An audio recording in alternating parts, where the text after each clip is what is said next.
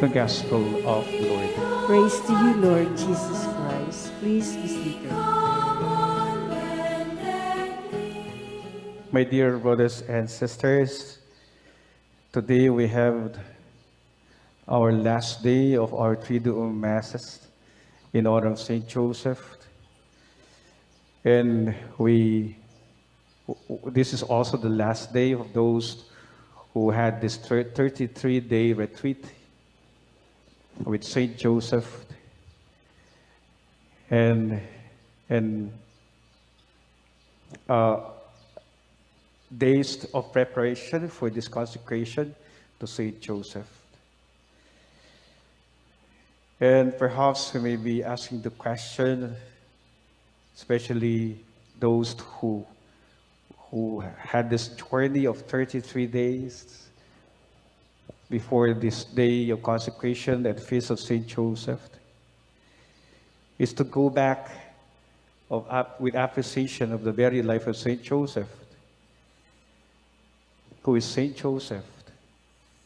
What is his influence in us? And what is his inspiration in us?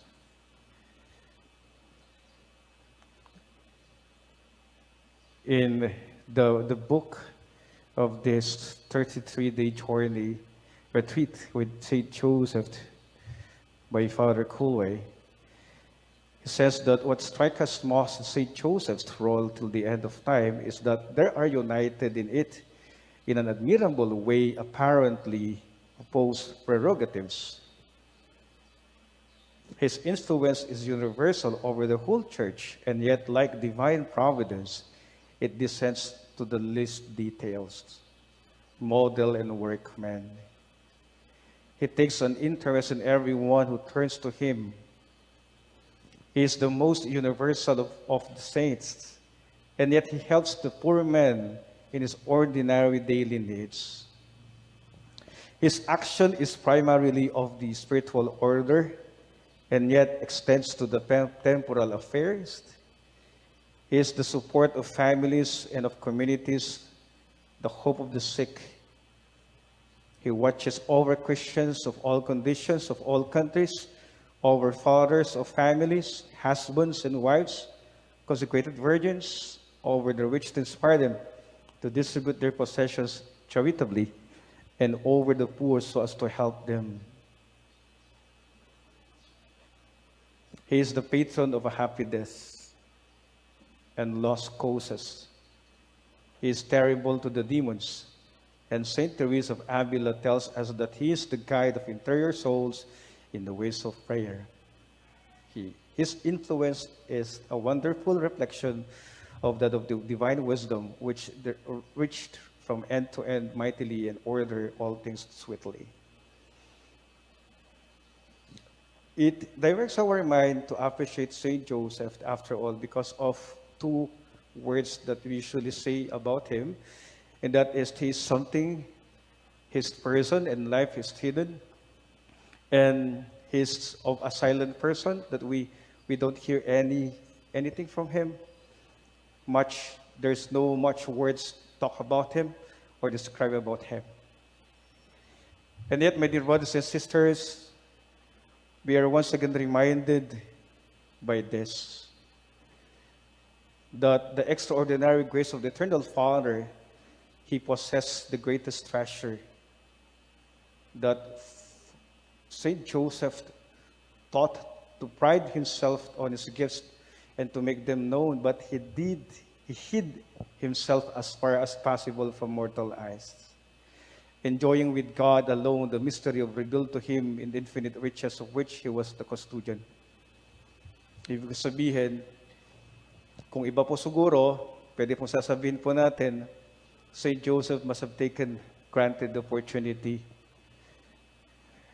of saying that he is the father, the foster father, he is the husband of Mary. And he must have taken the opportunity also to take pride of this special privilege. But here, he hid himself as far as possible from mortal eyes, enjoying with God alone the mystery revealed to him, and the infinite riches of which he was the custodian. And that Joseph has in his house what could attract the eyes of the whole world. The world does not know him. Yes, because he was so silent. He guards a God-man, and which not a word of it. He is the witness of so great a mystery. He tastes it in a secret without divulging it abroad. My dear brothers and sisters, on this last day of our Triduum, and also on this 33rd day of those having the spiritual retreats with the spirituality of Saint Joseph, you are once again reminded that indeed this is a wonderful opportunity of discernment and also increasing our spirituality, and that is soaring to higher heights of spirituality, and that is through the spirituality of Saint Joseph. Our gospel today reminds us again that Jesus saying to his disciples, "Do not let your hearts be troubled. Have faith in God. Have faith also in me."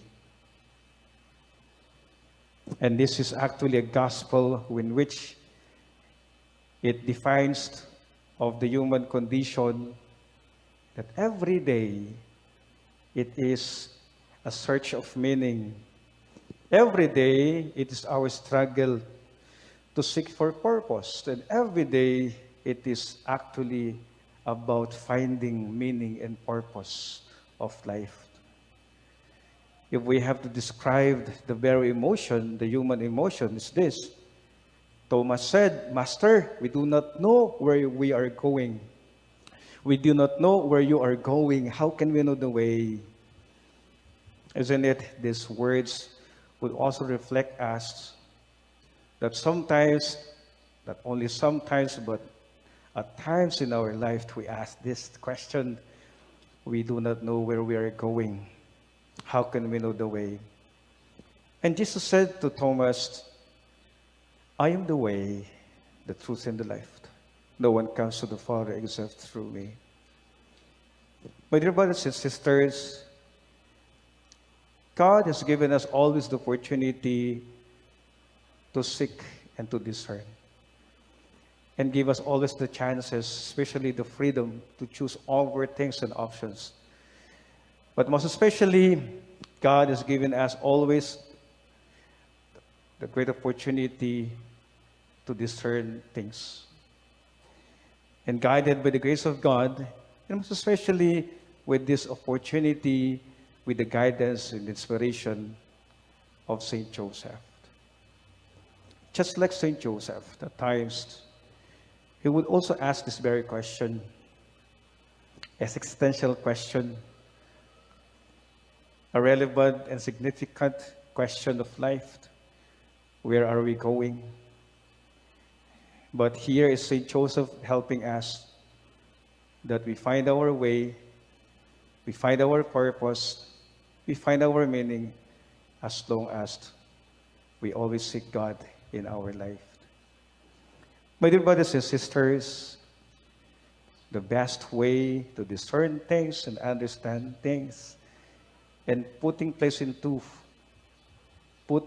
places is in fact by seeking God in the power of prayer in our life. Amen.